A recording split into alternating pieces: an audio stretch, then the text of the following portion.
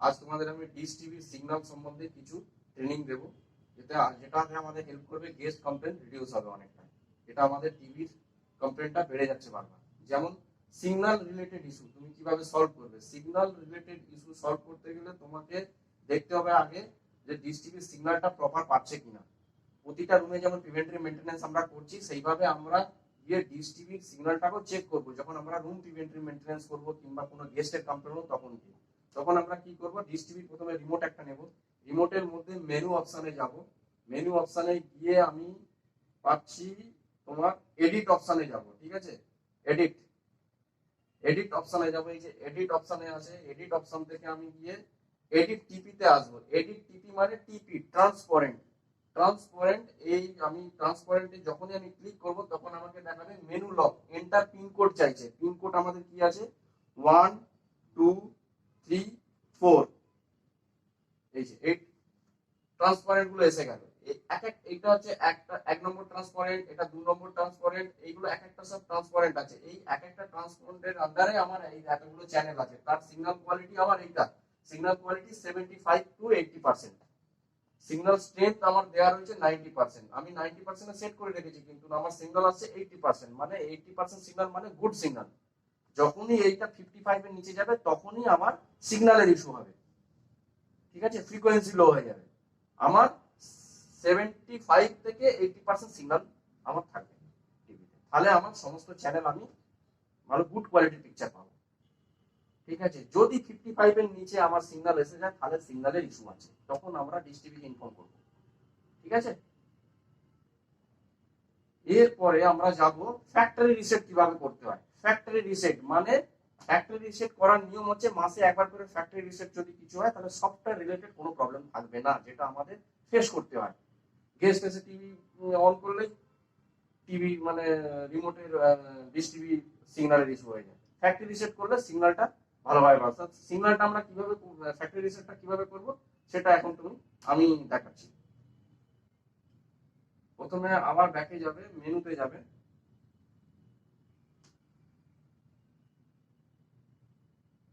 মেনুতে গিয়ে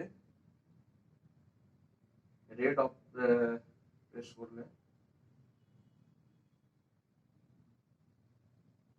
system information, এই যে সফটওয়্যার আপগ্রেড। সফটওয়্যার আপগ্রেড আমাদের এখানে অটো সফটওয়্যার আপগ্রেড আছে, আমাদেরকে কিছু করতে হবে না। অটোমেটিক সফটওয়্যার যদি ডিশ টিভি থেকে কোনো আপগ্রেডেশন আসে তাহলে অটো আপগ্রেড হয়ে যাবে। ফ্যাক্টরি রিসেট, এই যে দেখাচ্ছে ফ্যাক্টরি রিসেট। এই ফ্যাক্টরি রিসেটকে আমি ডাউন কি দিয়ে ফ্যাক্টরি রিসেটে নিয়ে এলাম, ওকে প্রেস করলাম। এই যে রিসেট দেখাচ্ছে, এখানে কি আছে, নো। এটাকে আমাকে ইয়েস করতে হবে। লেফট রাইট কি দিয়ে ইয়েস, এই যে ইয়েস এসে গেল। এবার এটাকে আমি স্টার্ট করব। স্টার্ট স্টার্ট অপশন গেল, ওকে করলেই এটা ফ্যাক্টরি রিসেট হয়ে যাবে। ঠিক আছে,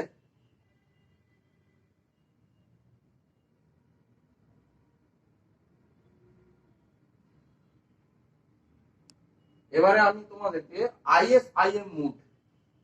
হতে পারে কি হয়, আমার প্যাকেজে আছে কিন্তু আমার চ্যানেলটা আসছে না। গেস্ট আমাদের ডিমান্ড করে না, আমার এই চ্যানেল লাগবে, ওই চ্যানেল লাগবে। ঠিক আছে, আগে তোমাকে দেখতে হবে আমার প্যাকেজে কি আছে। প্যাকেজে আমার ধরো স্টার স্পোর্টস 1 আছে, কিন্তু আমি এখানে ফিজিক্যালি দেখছি আমার আসছে না। তখন তোমাকে গিয়ে ফ্যাক্টরি রিসেট করতে হবে। ফ্যাক্টরি রিসেট কিভাবে করবে, মেনুতে গিয়ে তোমাকে ইনস্টলেশন, মেনুতে আবার যাবে। মেনুতে গিয়ে এখানে তুমি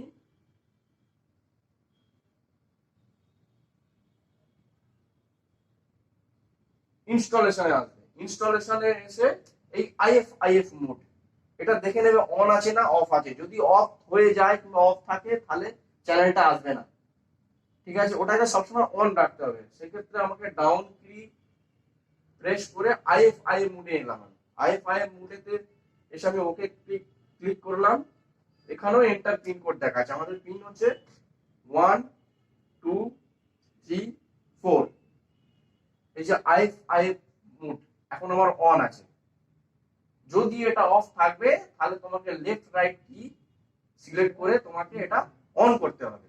ঠিক আছে, যেমন এই যে এটা অফ আছে, এটা অন করে দিলাম, করে দিয়ে ওকে করে দিলাম। এই যে অন আছে, ঠিক আছে। আর একটা যেমন আমাদের রিমোট, আমার তো প্রতিটা রুমে আগে আমাদের প্রতিটা রুমে দুটো করে রিমোট ছিল, একটা করে এলজি আর একটা করে ডিশ টিভি। তো আমরা রিমোট কনফিগারেশন কিভাবে করতে হয়, আমরা রিমোট কনফিগারেশন কিভাবে করি। রিমোট, এইটা ডিশ টিভি রিমোট, এটা আমি আমার এলজি রিমোট, আমি ডিশ টিভি রিমোটের সাথে এলজি রিমোট আমি কনফিগারেশন করব, কিংবা এলজি রিমোটের সাথে ডিশ টিভি কনফিগারেশন করব। তাহলে আমি কিভাবে করব এটা, এটা প্রথমে তুমি আগে তোমাকে দেখতে হবে কোন রিমোটটার সাথে কোনটা আমি কনফিগারেশন করব।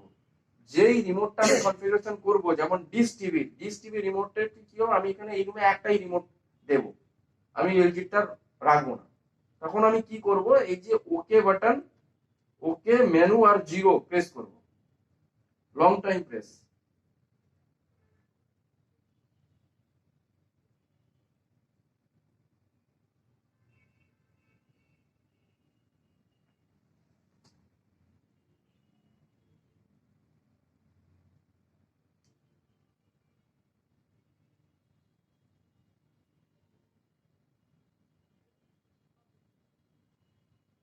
কাজ করে, কাজ তো করছে না।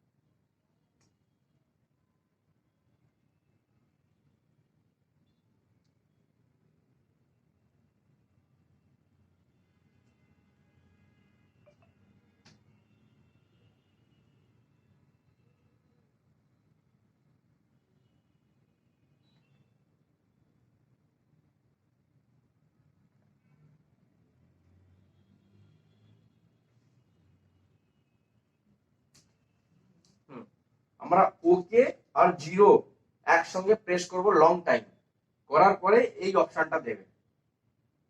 এই অপশন দেওয়ার পরে এবারে দুটো রিমোটকে এইভাবে রাখবো, ঠিক আছে। ডিশ টিভি সোর্স, এলজি রিমোটের সোর্স, একবার ডিশ টিভি সোর্সকে প্রেস করবো, একবার এলজি রিমোটের সোর্সকে প্রেস করবো।